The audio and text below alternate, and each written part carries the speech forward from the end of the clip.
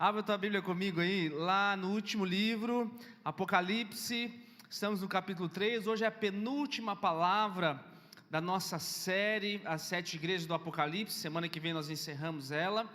Hoje a penúltima palavra, uma igreja aí, Filadélfia, abre lá para mim, ó, qual que é o nome lá, aí garotinho, Filadélfia, penúltima das igrejas, essa é chamada, dependendo da Bíblia que você abrir aí, tem um subtítulo, né, Éfeso, a igreja do primeiro amor, ou a igreja sem amor. Depois nós, abre um mapinha lá para a gente revisar lá, Fagner.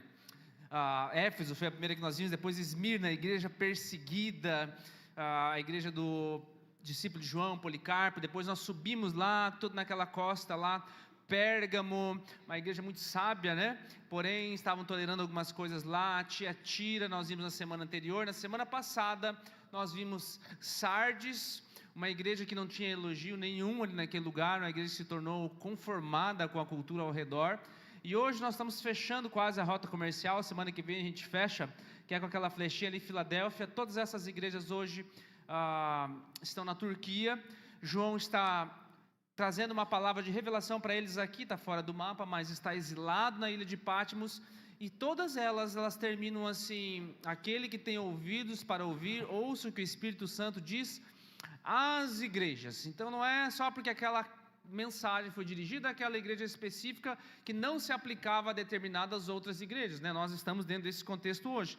E nós vamos ler o texto corrido ali a partir do verso 7, mas eu quero te dar um contexto aqui histórico, para que quando você vê algumas coisas assim, você, assim como aqueles irmãos que quando ouviram essa carta, assim, fez muito sentido para eles alguns pontos que Jesus toca aqui diante deles, né? Filadélfia, chamada da igreja fiel, por quê? Porque não tem nenhuma repreensão. Nós vamos ler aqui, quase todas as igrejas ali tem uma repreensão, tem um elogio e depois tem um conselho para eles, né? Filadélfia aqui não tem nenhuma repreensão.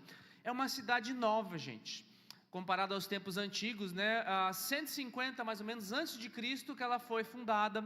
Tinha um irmão lá que era muito apegado a um outro irmão que acabou morrendo, né? Ele acabou tendo que, dentro do propósito dele, na época ainda do Império Grego, né, os resquícios do Império Grego ainda estavam ali, então ele acaba fundando essa cidade em homenagem ali, dá o nome dela em homenagem ao irmão dele, por isso que vem a ideia de Filadélfia, fila de filéu, né, de um amor fraternal, delfo de irmão. Então o nome da cidade significa amor fraternal. Havia muita dedicação, muito empenho no coração daquele irmão que acabou dando nome a essa cidade. Mas tem algumas curiosidades que acontecem ali diante disso. Mais ou menos no ano 17 depois de Cristo, acontece um terremoto muito grande, e Filadélfia é devastada completamente. O imperador naquela época era um imperador bem terrível, não que os outros não fossem bonzinhos, né, mas Tibério, mas né, nesse caso aí Tibério financiou bastante a reconstrução dessa cidade, e foi a tal ponto que ele financiou que eles cogitaram mudar o nome dessa cidade, queriam dar o nome lá de Nova Cesareia, ou New Cesareia, em homenagem a Tibério. Aí ficou aquela turma, será que muda, será que não muda? Então já tinha dentro deles ali uma corrente, não, essa cidade tem mais do que um nome. Nós vamos ver lá na frente, ele vai falar a respeito de nome. E esses terremotos começaram, ele fica numa fenda, né, de placas tectônicas, e aconteciam várias vezes durante alguns anos, durante algumas décadas. Então eles ficaram nessa de vai construir, não vai construir, levanta, depois cai tudo. Então a ideia de ser algo firme, a ideia de ter uma coluna de sustentação para ele é algo muito forte. A gente vai ver que existe essa linguagem aqui para eles. E um último contexto é que no ano 92, João está profetizando ali no finalzinho já do primeiro século, né? E o contexto é assim: Filadélfia era a porta de entrada. Abre o mapa de novo lá para mim, Fagner. É a porta de entrada da rota de comércio. Então quando você entra aqui em Filadélfia, é um planalto central. Então a Filadélfia também é conhecida como uma porta de entrada. Essa linguagem também vai estar escrita aqui, para eles era conhecido muito. Filadélfia, essa é a porta de entrada. E por ser uma porta de entrada, tinha muitos vinhedos, se cultivava muito vinho. A gente viu que todas essas cidades aí eram idólatras. E dentro dessa cultivo do vinho, tinha lá o deus deles, Dionísio, ou depois Baco para os romanos. Então tinha muita promiscuidade, muita festa dentro desse sentido. Porém, no ano 92, Teodósio, que era imperador, estava travando algumas guerras, e ele cortou pela metade a produção de uva para que ele se dedicasse lá a plantar milho e trigo para sustentar o exército. Qual é a importância disso? Que economicamente para aquelas pessoas não estava um tempo muito legal. E quando havia uma igreja lá naquele lugar, olha o contexto que nós estamos vivendo, né? Um pessoal idólatra, é uma cidade assim, não é tão grande, é uma cidade até pequena, mas é considerada a porta de entrada da rota de comércio, que é dessas 7 igrejas aí. E agora eles não estão vivendo um tempo assim de tanta prosperidade, eles queriam fazer outra coisa, investir em outra coisa, mas o governo deles estava meio que assim, aumentou a carga de impostos, a gasolina está cara, né, a carne agora está custando mais cara, enfim, a situação deles, né, não era muito diferente às vezes da nossa, né, dos nossos sobes e desces, assim, do questão de governo que nós vivemos. Então existe uma igreja nesse lugar, existe uma igreja passando por uma situação difícil. Porém, toda essa situação difícil de comércio, né, de destruição, que agora vai, agora não vai, nem o nome da gente, a gente às vezes quer mudar, enfim, é uma situação incerta. No meio disso tudo, existe uma igreja, no meio disso tudo existe uma igreja fiel, amém? Está comigo? Esse é o contexto. Quando a gente for ler agora os versículos, alguns pontos, né, porta, pilar, vai fazer um pouquinho mais de sentido para você. Vamos ler lá então, diz assim, ó, a partir do verso 7. Ao anjo da igreja em Filadélfia escreva. Quem é o anjo da igreja? Se você não sabe, eu não vou te falar, volta lá na palavra número 1, assiste no YouTube. Estas são as palavras daquele que é santo e verdadeiro, que tem a chave de Davi. O que ele abre, ninguém pode fechar, e o que ele fecha, ninguém pode abrir. Conheço as tuas obras. Eis que eu coloquei diante de você uma porta aberta que ninguém pode fechar. Sei que você tem pouca força, mas guardou a minha palavra e não negou meu nome. Veja o que eu farei com aqueles que são sinagoga de Satanás, que se dizem judeus e não são, mas são mentirosos. Você não sabe o que é isso? Assiste lá no YouTube a palavra número 3. Farei que se prostrem aos seus pés e reconheçam que eu o amei. Visto que você guardou a minha palavra de exortação, a perseverança, eu também o guardarei da hora da provação que está para vir sobre o mundo, para pôr à prova os que habitam na terra. Venho em breve. Retenha o que você tem, para que ninguém tome a sua coroa. Eu farei do vencedor uma coluna no santuário do meu Deus, e dali ele jamais sairá. Escreverei nele o nome do meu Deus e o nome da cidade do meu Deus, a nova Jerusalém, que desce dos céus da parte de Deus. E também escreverei nele o meu novo nome. E aí termina como terminam as outras. Aquele que tem ouvidos, ouça o que o Espírito diz às igrejas. Amém? A igreja em Filadélfia é um exemplo de que não importa o tamanho, não importa o tamanho do seu negócio, não importa o tamanho da sua igreja, não importa o tamanho da sua família, Deus sempre se dá ao trabalho de trazer uma mensagem para aqueles que são fiéis a Ele, mesmo em meio a uma dificuldade tremenda. Deus sempre vai ter uma palavra para você, meu amado. Não interessa, Deus tem uma palavra para o meu negócio, não sei, meu negócio não é tão importante, eu não tenho tanta relevância assim, então acho que Deus vai falar mais com o outro lá que está indo melhor do que eu. Não, isso é uma mentira do inimigo. Não interessa o tamanho que você tem, nós vimos igrejas de diversos tamanhos, Deus tem sempre uma palavra para cada uma dessas igrejas, e Jesus se apresenta de uma maneira única para cada uma delas. Isso é uma lição muito forte para nós. E ele vai, a primeira parte que ele vai dizer assim, ó, ao anjo da igreja que está em Filadélfia, essas são as palavras daquele que é santo e verdadeiro, que tem a chave de Davi. Essa expressão é uma expressão única, e você vai encontrar em quase todas as referências aqui do Novo Testamento, uma referência lá no Antigo Testamento.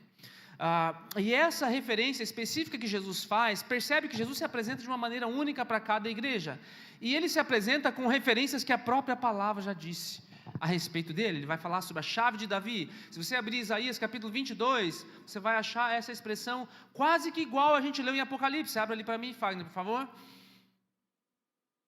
Você está aí, meu querido? Ali. Não, Isaías, meu filho. Isaías 22, tá? O próximo slide está ali. Queimou o filme, não tem problema, vamos ler aqui. Isaías 22 diz assim, ó: porei sobre os ombros dele a chave do reino de Davi. O que ele abrir, ninguém conseguirá fechar. E o que ele fechar, ninguém conseguirá abrir. Não parece que a gente está lendo o mesmo Apocalipse? Sim ou não? Por quê? Porque percebe que Jesus está dando uma mensagem agora séculos depois. E o que é que Jesus usa para se apresentar? Coisas que ele falou séculos atrás, coisas que ele falou na sua palavra. Por isso, meu amado, esse livro aqui não é um livro qualquer. Sabe, é o Criador do universo, ele escolheu se revelar para nós através desse livro. Ele escolheu, percebe que quando ele está dando uma visão para João, ele pega palavras que ele mesmo já disse nesse livro. Então, quando você estiver lá na tua casa, quando você estiver no teu negócio, quando você estiver começando a semana, quando você precisar de uma solução real para a tua vida, para sair de onde você está, não menospreze as palavras desse livro. Sabe, a primeira revelação que Deus pode te dar ao acordar, não espere você abrir lá no YouTube alguma coisa, alguém passar na tua porta e falar algum negócio, né, para que seja revelação de Deus. Sabe, Deus escolheu falar contigo.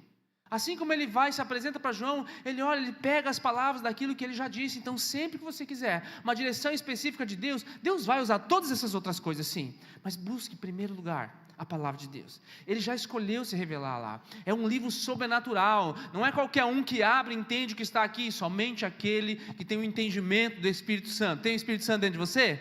Então, a revelação de Deus está pronta para você. A revelação de Deus está à tua disposição. Aquele que tem as chaves de Davi. Deixa eu explicar melhor isso aqui para você. Essa é uma expressão única porque em Isaías aqui ele vai falar assim, porei sobre os ombros dele a chave do reino de Davi. Quem é esse dele? Quem é esse ele? Aqui é o tempo dos reis. Aqui existe um império tentando invadir Israel. O rei Davi já passou. O rei Davi já morreu aqui há um certo tempo. Ezequias é o rei. E Ezequias agora ele está em um tempo de guerra, ele está em outro lugar, e ele deixa um encarregado, um mordomo, você pode chamar, ou um administrador do rei, chamado Sebna. E Sebna, ao invés de, ele tinha a chave de Davi, essa era a ideia, a chave de Davi significa que, nós lemos lá no texto de Isaías, aquilo que ele abrir, está aberto, aquilo que ele fechar, está fechado. Então agora, enquanto o rei está fora, foi dado a esse servo, a esse mordomo, a esse administrador do rei, a autoridade de fechar e abrir coisas. Isso faz sentido para você? Você lembra a palavra de Jesus em algum lugar? Mais ou menos, aquilo que ligares no céu, será ligado na terra, aquilo que ligares na terra, será ligado... Você consegue perceber a diferença? E a ideia aqui de Sebna, é que ao invés de ele cuidar dos negócios do rei, dos interesses do rei, ele começa a olhar só para si mesmo. E Sebna era muito comum na época, se você quisesse fazer um monumento para você mesmo, você não faria uma estátua de si mesmo. Uma das ideias de deixar o teu nome prolongado, era fazer túmulos em lugares visíveis, né? Vem essa ideia já desde as antiguidades, os faraós, você vai em outras nações pagãs, inclusive, né? Petra lá, todo mundo, onde o Indiana Jones foi lá descobrir, né, o Santo Graal lá, aquele lugar lá é um túmulo, então era muito comum. E Sebna, ele estava fazendo em cima lá no alto monte, essa linguagem que se você for ler ali, Isaías 22, ele vai usar, ele estava querendo fazer algo só para ele recebe uma repreensão muito forte. Você recebeu as chaves de Davi. Você recebeu a chave de Davi que te dá o poder de abrir coisas e fechar coisas, e ninguém pode fechar o que você abriu, e ninguém pode abrir aquilo que você fechou. E ao invés de você estar a serviço do rei, você está pensando só no seu próprio legado, nas suas próprias coisas. E agora quando Jesus fala assim, eu tenho uma chave que quando eu abrir as coisas ninguém pode abrir, e quando eu fechar quando eu fechar as coisas ninguém pode abrir, quando eu abrir ninguém pode fechar as coisas. Sabe o que isso significa, querido? Deus te deu uma chave. Amém? Diga assim, Deus me deu uma chave. Meu amado, existe uma chave sobre as suas mãos. E não é uma chave qualquer, uma chave que vai destravar um pensamento, uma chave que vai destravar um trauma. É a chave de Davi. Ela tem o poder de abrir coisas que humanamente eram impossíveis de serem abertas. Ela tem o poder de fechar coisas que humanamente eram impossíveis de ser fechadas. E a grande questão aqui, ou a grande chave aqui, não é que ela só tem o poder de abrir ou fechar coisas. Uma vez fechado, ninguém abre mais, nem o diabo. Uma vez aberto, ninguém abre mais, nem o diabo. Você pode dar uma glória a Deus? Porque o que isso tem a ver conosco, querido?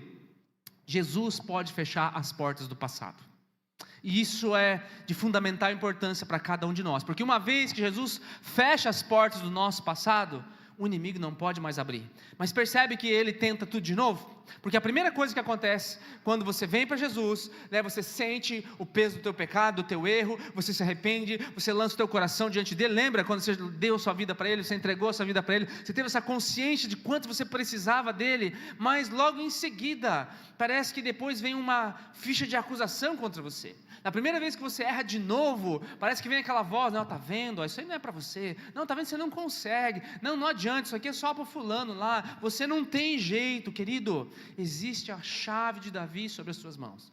E aquilo que Deus fechou, sabe, o passado, ele fala assim que os nossos pecados são lançados no mar do esquecimento. Essa é a expressão do Salmo, para que dos teus pecados eu não me lembro mais, ainda que os teus pecados fossem vermelho como a escarlate, né, o sangue de Jesus te purifica de todo pecado, Ele é capaz de fazer branco como a neve. A ideia de que o seu passado foi cancelado, às vezes muitos de nós continuamos ainda vivendo nesse ciclo, sabe, quando as coisas começam a dar errado, você já começa a pensar, eu acho que aqui tem alguma coisa lá atrás, e aí vem aquelas ideias, né, não, agora acho que tem algum pecado oculto lá, que eu ainda não pedi perdão, eu nem me lembro mais, eu tenho que ver, eu tenho que vasculhar, mas será que o meu avô não fez um negócio errado, e eu estou agora debaixo de maldição? Eu falei, que tipo de Deus você serve? Que tipo de aceitação de Jesus que você fez? Não é? Nossos pecados, né? Ele foi maldito em nosso lugar, né? Os nossos pecados, as nossas enfermidades, Ele levou sobre si, e tudo isso foi pendurado lá no madeira, sabe? Esse é o teu passado.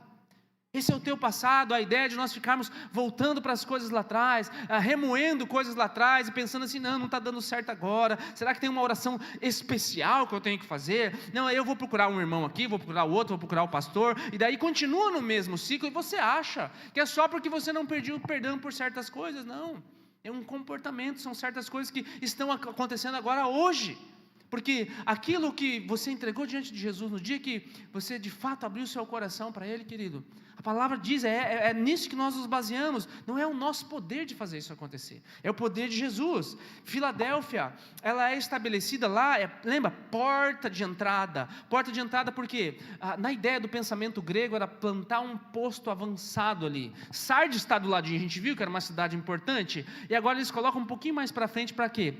Para ficar de vigia, ser um padrão. A porta diz mais ou menos como vai ser ali dentro da casa, entende? E a ideia é que nós fomos plantados como uma porta de entrada para o reino de Deus, aqui na terra.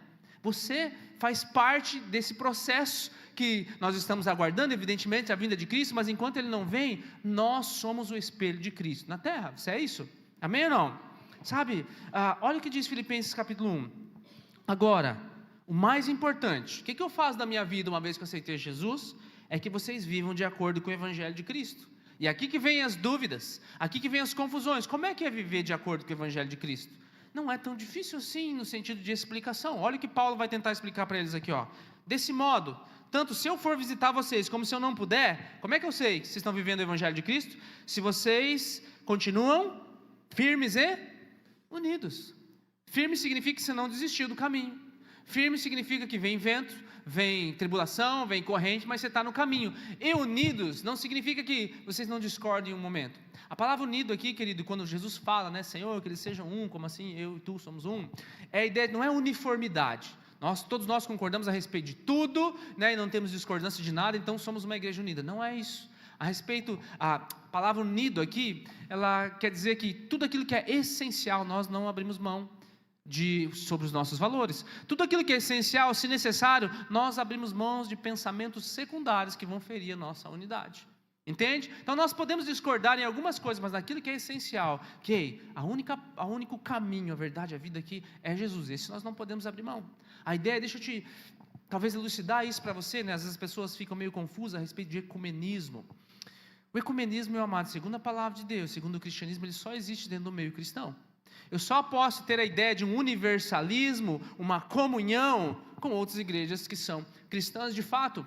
Não há como eu ter comunhão entre luz e trevas, você está entendendo? Então o ecumenismo é algo de Deus? Sim, se você pensar no meio cristão, nós precisamos estar unidos a outras igrejas, a outros lugares que plantam o reino de Deus de fato, que concordamos naquilo que é essencial, no caminho aqui, Jesus, né, aquilo que Jesus colocou, a Trindade, o Espírito Santo, nisso, a respeito de como é que batiza, não batiza, como é que toma ceia, ou outras coisas assim que não ferem a essencialidade daquilo que nós fazemos, nós até assim damos uma aliviada, mas a respeito das coisas essenciais não damos.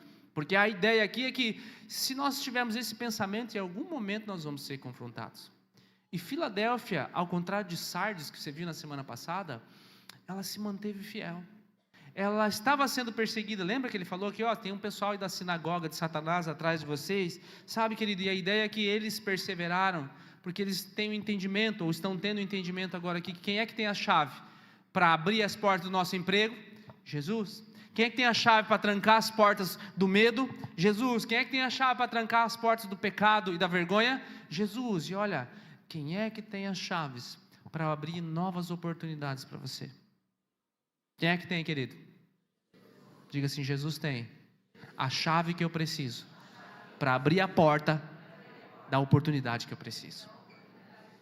Nada é impossível para Ele, meu amado. Eu não sei o que você está passando, se você está para fechar um negócio ou não, se você está vivendo de repente um tempo tribuloso na tua família, você tem uma chave aí nas tuas mãos. E aí deixa eu te dar um alerta. Você começa aonde? Começa no reino chamado a tua casa. Depois você vai para o reino chamado lá do teu trabalho, aí você vai estendendo o círculo de influência onde você vive. Existe uma chave na tua mão, aí principalmente você que é homem ou você que é o cabeça aí da tua família. Existe uma chave aí nas tuas mãos. E aí essa chave que está nas tuas mãos te dá poder e autoridade. Toda autoridade foi constituída por Deus. Agora, o que essa autoridade vai fazer com essa chave é outra situação. É muito bom, não vou nem entrar na parte de política aqui, né? Mas é muito bom quando nós temos governantes que têm princípios bíblicos, princípios da palavra de Deus. De certa maneira, eles fecham, né, as portas para certos valores que vão contra a palavra, né, que vão contra a família e tudo mais. Mas nós não nos baseamos única e exclusivamente nisso. Por quê? Porque essa turma aqui de Filadélfia estava debaixo de um governo que não tinha nada a ver com Deus, e estão eles lá firme. Então, meu amado, não põe a tua esperança, não, vai estar tudo melhor quando nós tivermos um governador, um prefeito, um presidente crente. Amém, se nós tivermos, é melhor para nós, vamos passar melhor, claro. Mas essa não é a nossa maior esperança, amém? Por quê? Porque você tem que começar usando essa chave lá na porta da tua casa. Qual é a porta da tua casa? Existem várias portas lá, que não é aquela com tranca de chave, nem com digital, não sei como é que é a tua de código, mas existem várias portas lá que às vezes elas estão abertas. Existe uma porta lá muito grande chamada celular, existe uma porta lá grande chamada televisão, internet, existe uma porta grande lá chamada más companhias, existem várias portas, e você como pai, se você tem filhos, a chave está nas tuas mãos. Quem é que você deixa entrar lá nessa porta? Quem é que entra lá naquela casa? Sabe, nós recebemos uma chave, mas se você não utilizar essa chave, tem várias coisas sendo abertas lá. Eu, como pai, eu tenho autoridade para abrir a porta da minha casa para a influência de certas coisas, e tenho autoridade para fechar a porta da minha casa para a influência de certas coisas. Tenho a autoridade, como pai de família, de fechar literalmente a porta da minha casa. Está aqui minha filha, né? 23 anos, ela mora lá em casa, mas apesar de ela ser independente, apesar de ela poder sair e ir para onde ela quiser, na minha casa tenho hora para voltar, porque eu tenho autoridade numa chave. Se eu for permissivo, falar, não, você pode sair e voltar a hora que você quiser, eu não quero ninguém entrando na minha casa às 3 horas da manhã, quando eu dormindo. Eu vou tomar um susto, alguma coisa, é a minha opinião, é a chave da minha casa, é a autoridade que eu coloco lá. Agora, o que acontece é que muitos pais, quando chegam na adolescência, não trancam essa chave, né? Pelo contrário, não é só a chave da casa, toma, volta a hora que você quiser, agora você é um adulto responsável. Não, eles começam a voltar às 3, 4 horas da manhã, você não sabe com quem está, você não sabe com quem anda, você não sabe o que está fazendo, e aí você deixa essa porta aberta durante alguns anos, chamada adolescência. De repente você olha, nossa, o que é esse meu filho, o que é essa minha filha? Não foi essa educação que eu te dei? Foi sim, você tinha uma chave de autoridade sobre ela, né? Não para trancar em casa e deixar te amarrar na corrente, não, mas você tinha uma autoridade sobre ele. E talvez nessa tentativa de tentar fazê-lo maduro ou fazê-la madura, você foi de acordo com a cultura e não foi de acordo com a cultura dos céus, com a cultura da terra. E agora de repente você pega os teus filhos com pensamentos que não foram aqueles que você quis plantar, porque talvez tinha uma porta lá chamada celular que você deixou aberta e você tinha autoridade para fechar. Sabe, querido, existem certas coisas acontecendo ao nosso redor, na nossa família, a mesma coisa. Aquilo que você tolera, sabe, é aquilo que vai acontecer o tempo todo. O comportamento que você tolera é o comportamento que vai acontecer o tempo todo. Nenhuma mulher que sofreu uma agressão física do marido, sabe, começou do dia para a noite, ele simplesmente foi lá e deu um soco na cara dela. Tudo começa com, não estou aliviando a ideia aqui, mas tudo começa aí, lá no namoro. Você está vendo o tipo que esse cara trata essa mulher? Você está vendo o tipo que ele trata a mãe dele? Você está vendo o tipo que ele trata as outras mulheres? Isso é um forte indício daquilo que ele vai fazer. Não estou justificando, isso é injustificável, né? Como igreja, nós Inclusive, se nós identificarmos isso, nós vamos tomar as medidas cabíveis, porque não tem cabimento uma coisa dessa. Mas você percebe aqui que existe uma chave que você pode tolerar lá atrás. Ah, mas eu queria que meu marido tivesse mais atitude. Pois é, lá atrás tinha uma chave também para você ver. E aí você já viu como ele se portava. Talvez você nem conheceu ele, não queremos casar tão rápido. Você nem se deu o tempo de conhecer de fato. Se esse é um comportamento que você toleraria ao longo do processo. Sabe, querido, você tem uma chave aí, amém? Então, não seja como Sebna. Sabe, existe a chave de Davi sobre as tuas mãos. Existe autoridade sobre você. Ah, pastor, mas agora já deixei um monte de coisa. Pois bem, agora nós vamos para outra parte. É tempo de nós utilizarmos isso aqui. Quando Deus abre uma porta, ninguém pode fechar. Sabe que porta Deus já abriu sobre a tua vida? Chamado. Querido, Deus não vai revogar o chamado sobre a sua vida. Ele não deu o que Ele tinha para você fazer, para outra pessoa fazer. Ainda está sobre as tuas mãos. Eu estava assistindo hoje à tarde um pedaço, não sei se você está acompanhando, existe um filme aí, que está sofrendo uma tentativa de boicote pela mídia, ainda não chegou no Brasil, eu acredito, chamado Sound of Freedom, com aquele ator, o Jim Caviezel, que fez o Jesus Cristo do Mel Gibson, e é um filme que retrata sobre o tráfico de crianças para abuso sexual e muitas outras coisas. E não deixaram esse filme ser lançado em várias plataformas, né, mas pela graça e misericórdia de Deus, ele está ganhando em bilheteria lá nos Estados Unidos, até do novo Indiana Jones, que é uma desconstrução também de outro herói. E o fato é que eu estava assistindo a entrevista do Jim Caviezel e ele falou assim, que quando o Mel Gibson chamou ele para fazer o papel, né, de Jesus, em meio a uma outra coisa lá, ele falou assim, pode ser que se você aceitar esse papel, as portas de todas as outras indústrias, ou das outras produtoras, vai fechar para você nessa cidade, chamada Hollywood, né? E aí ele falou assim, essa é a ideia que eu queria trazer aqui, que talvez essa seja uma cruz para você carregar. E pense, né, de Mel Gibson, nem pode chamar de um exemplo de crente assim, né? Mas ele fala assim, talvez essa seja uma cruz para você carregar, mas caso você não decida não carregá-la, o peso dela, de não carregá-la, pode te esmagar para o resto da tua vida. E a gente sabe o que aconteceu com ele. De fato, esse é um ator que fez muito bem o papel de Jesus, né, e sofreu vários boicotes de outra mídia. E agora, né, esse filme aí que está retratando tráfico de crianças e coisas piores, né, está respingando lá em grandes inspirações da mídia, em grandes apresentadores de televisão, enfim, tem um monte de coisa surgindo por lá. Mas o fato aqui é que se nós tivermos que carregar uma cruz, né, ainda bem Deus me pediu esse tipo de coisa para fazer, deve ser muito difícil, vamos orar lá pelo irmão, né? Mas se Deus tem algo para nós, querido, será que nós vamos sucumbir ao peso da fuga, de dizer não? Deus nos deu uma chave, Ele abriu uma chave na nossa vida chamada chamado, e Ele não vai fechar a chave do seu chamado, ainda que talvez, né, o Jim Caviezel resolvesse lá não fazer as coisas, mas sabe, Deus tem um chamado, talvez o chamado para ele seja isso mesmo, confrontar toda uma estrutura midiática de promiscuidade, de desconstrução, de permissividade na mente das crianças, e lá como um lobo solitário agora está respingando no Brasil e ao redor do mundo. E aquilo que estava oculto durante muitos anos, né, vai sair vários escândalos aí de alguns artistas aí que estavam envolvidos com esse envolvimento em pedofilia e muitas coisas. Aquilo que estava escondido durante muitos anos, finalmente vai vir à tona. Deus é justo. Sabe, Deus é justo, querido. Não, há quantos anos talvez essas pessoas ficaram lá escondidas pensando assim, que mundo injusto, não, tudo aquilo que está oculto, em algum momento vai ser revelado. Você pode dar uma glória a Deus?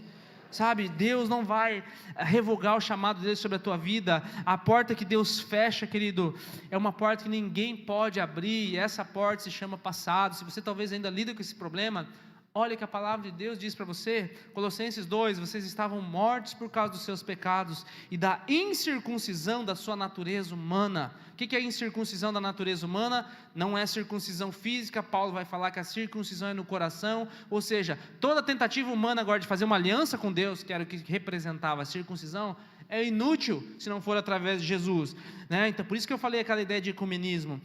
Então Deus lhes deu vida com? Aonde é que está a vida? Não tem vida em outro lugar aqui. Pois perdoou quantos? Todos os nossos pecados. E o que ele fez? Ele cancelou o registro de acusação contra nós, removendo-os e pregando aonde? Lá na cruz, meu amado. lá na cruz. Sabe, uma vez que você se arrepende, ainda que você não conseguiu lembrar de toda a lista dos seus erros, se você de fato chora diante do Senhor com o coração arrependido, Ele cancela tudo, tudo. Por que Davi é chamado um homem segundo o coração de Deus? Ele errou tanto. Eu tenho acompanhado aí a série da Record a respeito de reis, e está concentrado aí nos últimos meses na vida de Davi. Aí você olha aquilo, você consegue ensinar e sentir o peso da dor de um pai que não conseguiu ensinar as coisas direito para os filhos, que tem uma família totalmente destruída, que o filho depois acaba pegando as suas concubinas para ter relações com elas, que Deus tinha falado que nem era para casar assim várias vezes, mas ele foi lá e casou também várias vezes. Ele se envolveu às vezes em briga que não era para ele se envolver, ele se envolveu em assassinato, ele se envolveu em adultério. Nossa, que exemplo de homem! E aí fala que ele é um homem segundo o coração de Deus. Não é porque ele fez tudo certinho que ele é um homem segundo o coração de Deus, é porque quando ele era confrontado, o coração dele estava disposto. Saul, quando foi confrontado, arrumou desculpa. Davi, enquanto não foi confrontado, leia o Salmo 51, veja essa expressão: enquanto eu não confessei os meus pecados diante de ti, os meus ossos doíam.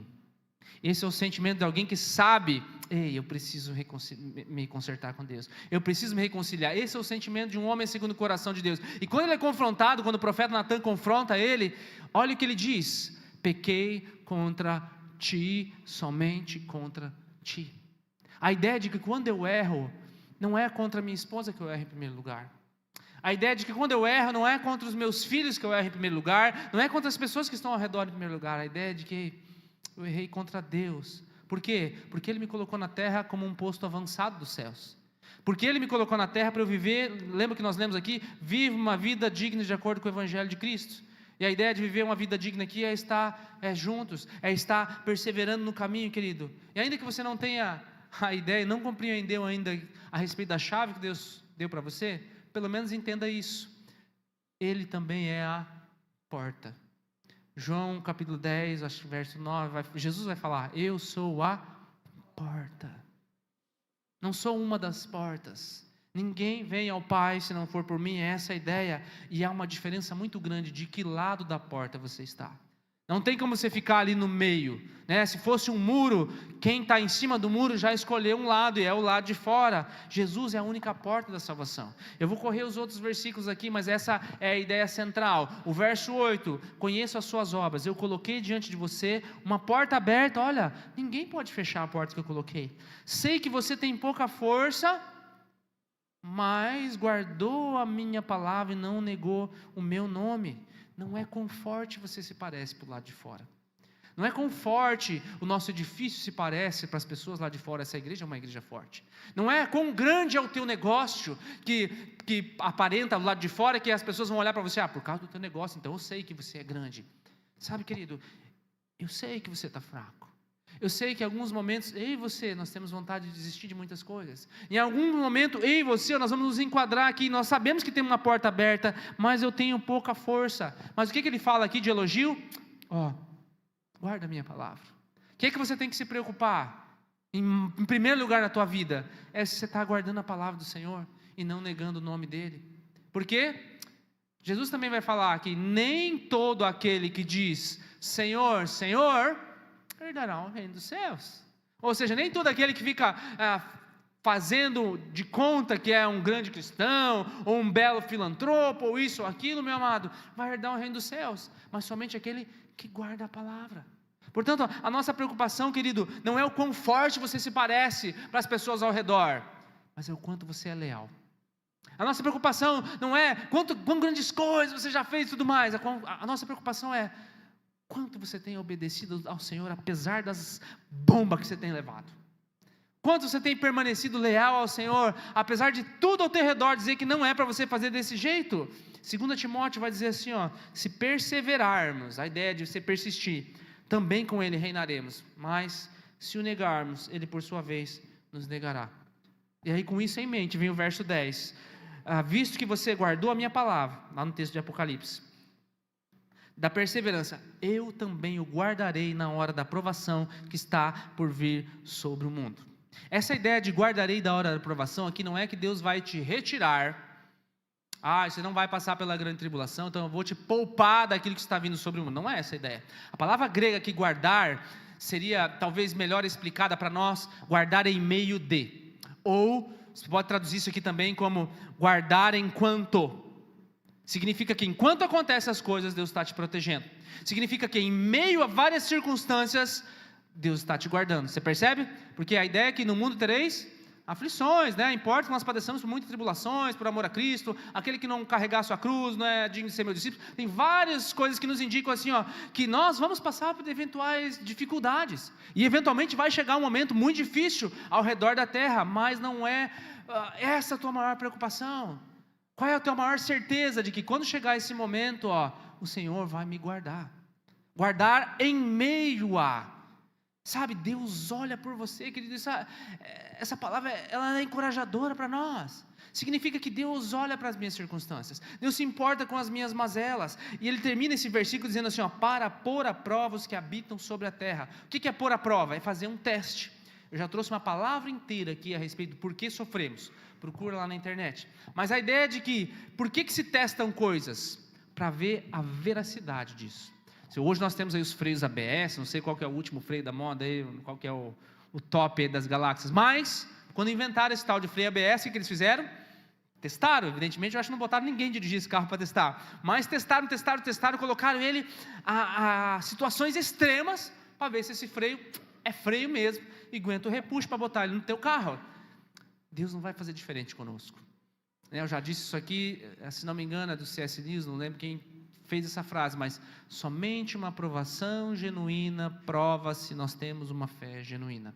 Deus permite que nós venhamos a passar por alguns testes, para que nosso caráter seja forjado, para que quando chegar toda essa promessa de baixo aqui, verso 11, conserve o que você tem, para que ninguém tome a sua coroa. Sabe, querido, a coroa são os nossos prêmios, ou melhor, é o nosso grande prêmio diante do Senhor. O que afrouxa os teus valores? Porque às vezes nós temos assim, não vou fazer nada de errado, vamos supor um negócio, vou fazer tudo certinho, vou fazer negócio que seja bom para os dois lados, não vou passar ninguém para trás, e aí você faz isso durante um certo tempo, daí vem uma crise financeira, e aí vem uma mudança de governo, vem uma outra lei, e aí agora está apertando, não sei, não existe uma oportunidade, e agora eu preciso pagar algumas contas, eu estou pedindo diante do Senhor, isso aqui eu acho que está meio errado, mas eu acho que é de Deus, porque afinal de contas Ele quer me abençoar. Que tipo de coisa afrouxa os teus valores? Sabe, que tipo de situação faz com que aquilo que era tentador, ou melhor, que nunca era tentador, agora passa a ser uma hipótese para você passar o lado da cerca? Nós tivemos aqui, pouco tempo atrás, a situação aí das apostas no futebol, Vários jogadores aí pegos que estavam fraudando, não sei se cartão amarelo, falta, gol, não sei o que era, mas eu acompanhei um dia, estava ouvindo a rádio, e a condenação para um desses jogadores, era um cara assim meio famoso, não era tão famoso, mas era meio famoso, a condenação dele foi que ele foi banido do futebol. Sabe, para um jogador, não sei quanto que ele ganhou, se foi 20, 30, 40 mil, mas para um jogador hoje, nos nossos padrões, não é tanta coisa. Mas eu penso assim, o que fez ele afrouxar os valores dele, a ponto de ele perder a profissão dele? Ele não pode mais fazer aquilo que ele amava tanto, e se ele fosse colocar na ponta do lápis, foi muito barato ter perdido toda a carreira dele, por causa talvez de alguns R$1.000. E isso me remete a uma analogia para a nossa coroa, querido. Às vezes nós queremos vender a nossa coroa para um momento de prazer, nós queremos vender a nossa coroa para um prato de lentilhas, sabe? Não troca a tua recompensa eterna por um prazer passageiro. Não troca a tua recompensa eterna por um negócio momentâneo. Às vezes, nós vivemos numa cidade, tem muitos negócios, muitos corretores aqui, sabe, que às vezes você está para fechar um negócio, e aí existe uma chance de você fechar mais rápido, se você fizer algumas coisinhas que é por fora do pano, mas ninguém vai ver. Você é um posto avançado do céu aqui na terra. Talvez a melhor coisa que você poderia fazer esse mês ou no mês que vem é deixar de ganhar agora, porque se você crê que aquele que tem a chave para abrir todas as portas, pode abrir depois todas as portas que você precisa, não é porque essa porta aqui fechou que todas as outras vão fechar. Se você crê que tudo depende de você, aí sim, os teus valores eles vão variar, Hoje está tudo certo, amanhã está tudo errado. Agora, se você crê que o Senhor te colocou lá naquele negócio, e Ele tem a capacidade de abrir todas as portas para você, não existe emprego no mundo não existe lugar no mundo que você não vai ter um emprego. Não existe lugar no mundo que você não vai poder fechar um negócio. Não existe pessoa impossível. E quando tiver um encontro com você, se Deus quiser te usar naquele momento ali, aquele negócio vai ser fechado e acabou. Você está entendendo isso? Sabe, isso é para você. Para nós irmos para a parte final, verso 12. Farei do vencedor uma coluna no santuário do meu Deus, e dali ele jamais sairá. Lembra dos terremotos? Escreverei nele o nome do meu Deus e o nome da cidade do meu Deus, a nova Jerusalém, que desce da parte de Deus, e também escreverei nele o meu novo nome. Último ponto, Deus te dá um novo nome. E por que isso é importante? Coluna nos lembra firmeza. Lembra dos terremotos? Ainda que eu e você tenhamos vivido momentos difíceis, a ponto de abalar nossa estrutura e perdermos tudo, Ele é a nossa fortaleza, Ele é o nosso refúgio, Ele não vai deixar faltar nada. Às vezes nós colocamos a nossa esperança sempre, o que mais se fala hoje, né, é independência financeira, e às vezes nós colocamos toda a nossa esperança, nossa razão de vida nisso. Isso é uma coisa boa, Deus quer te prosperar sim, mas se isso for mais importante que Deus, se tornou um ídolo. E aí Jesus fala assim, se isso aqui estiver tirando você dos trilhos, é melhor você arrancar o teu olho fora, para que você não perca o reino de Deus por causa disso. É melhor você cortar um braço, uma mão fora, para que você não perca o reino de Deus por causa disso. Tudo aquilo que se torna um ídolo na nossa vida, querido, seja prazer, seja coisas, seja pessoas, ele deve ser extirpado, ele deve ser despedaçado, ele deve ser arrancado, sabe? Deus vem mudando o nome das pessoas há muito tempo. O pessoal do louvor pode subir. Deus vem mudando o nome das pessoas há muito tempo. Ele pegou um homem velho e idoso, estéril, chamado Abraão, e fala para ele assim, eu vou te fazer o pai de muitas nações, e dá o nome para ele de Abraão. Ele pega uma senhora idosa, já depois da menopausa, chamada Sarai, e fala para ela assim, você agora vai se chamar Sara, você vai ser também a mãe de muitas nações. Ele pega o neto deles, chamado Jacó, que era o suplantador, ou o trapaceiro, o mentiroso, e ele fala assim, rapaz, eu te vejo honesto, eu te vejo puro, eu te vejo restaurado, e eu te vejo Israel, tu és príncipe de Deus. Ele pega um homem inseguro, intempestuoso, instável, chamado Cefas, Simão, varinha, e ele fala assim, tu és Pedro, tu és rocha, e sobre essa rocha, que não é o nome de Pedro, não é a figura do ser humano Pedro não tem as chaves da porta, a porta do céu, Jesus é a porta. Pedro se torna naquele momento a figura, tu és uma rocha, e sobre essa rocha eu vou estabelecer a minha igreja, e olha, quando Deus abre, ninguém fecha, e as portas do inferno não prevalecerão contra ela.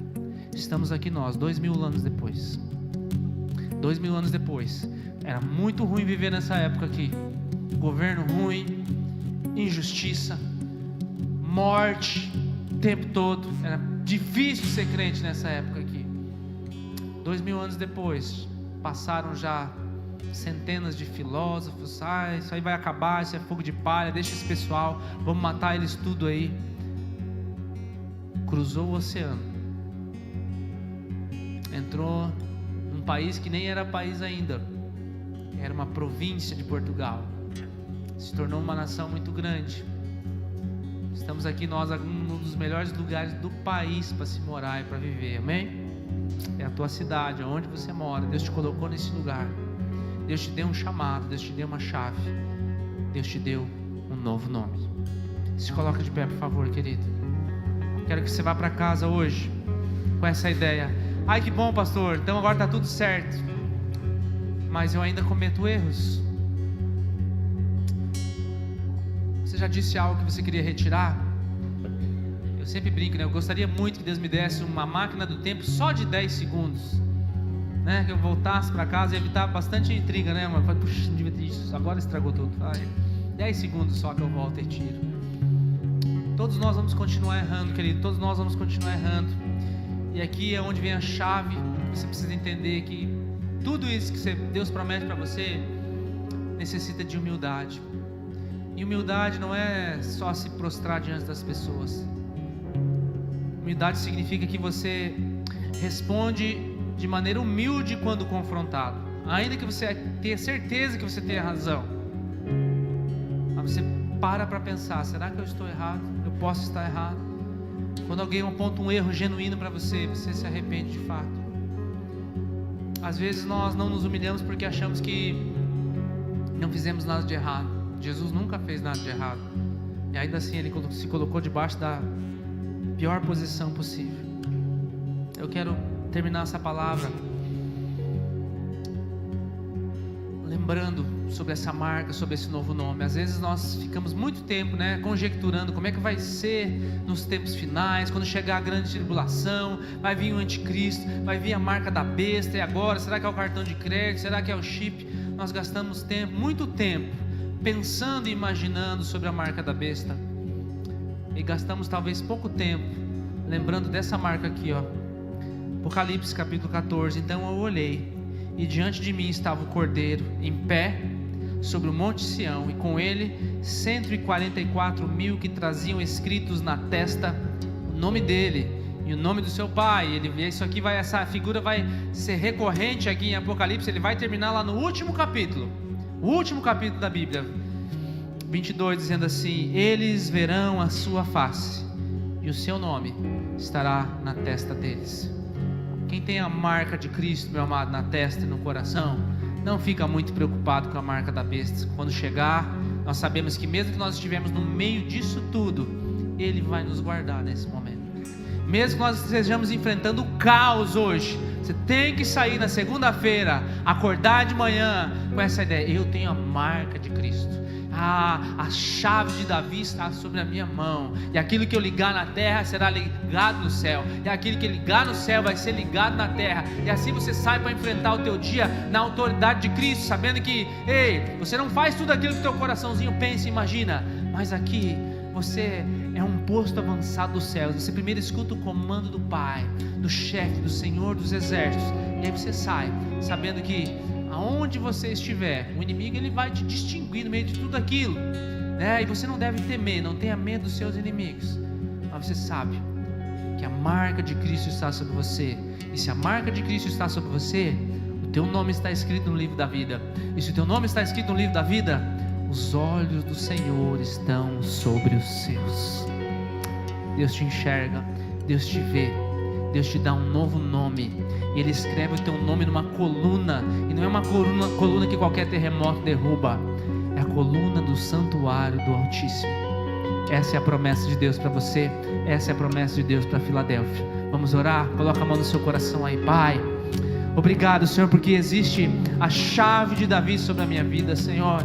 Aquilo que o Senhor abriu, o Senhor disse que abriu, Pai, jamais o inimigo pode fechar. Nenhum homem lá fora pode fechar as portas desse negócio, Pai. Nenhum homem aí fora pode destruir aquilo que o Senhor colocou sobre mim, Pai. Nenhuma pessoa aí fora pode destruir o chamado dessa pessoa, Pai, que talvez estava reclusa até o dia de hoje, mas hoje ele, Pai, hoje ela decide, Senhor, voltar para os trilhos, Senhor, e assumir aquilo que o Senhor colocou diante dele, e não se esconder mais debaixo do medo, da vergonha, Pai, mas se colocar de prontidão a te servir mais do que os dias anteriores, ó Pai. Existe sobre essas pessoas aqui, Senhor, o bom tesouro sendo depositado, Senhor. Existe, Senhor, a identidade dos céus plantada sobre eles. Eles são o que o Senhor diz que eles são, Pai, e o Senhor diz que eles são mais do que vencedores, é aquele que nos amou. Senhor, eles são o que o Senhor diz que eles são, e o Senhor diz que eles são perdoados, que eles são lavados no sangue de Cristo, que não importa o quão terrível as coisas que eles cometeram lá atrás, uma vez que o seu coração é prostrado diante do Senhor, o sangue de Jesus nos cobre, nos lava, nos purifica de todo o pecado, e as nossas dívidas, as nossas acusações são lançadas no mar do esquecimento. E a nossa sujeira, a nossa veste rasgada e imunda, ela é removida. A nossa chaga, ela recebe um bálsamo de cura, e um novo manto, uma nova roupa é colocada sobre nós, um anel de autoridade sobre os nossos dedos, Pai. O nosso nome, que talvez foi manchado, foi sujo na terra, Pai, agora ele é revestido de um novo nome, com a autoridade dos céus e com a identidade santidade dos céus, Pai. Nós somos quem o Senhor diz que nós somos, escolhidos, separados por Ti, em nome de Jesus, em nome de Jesus.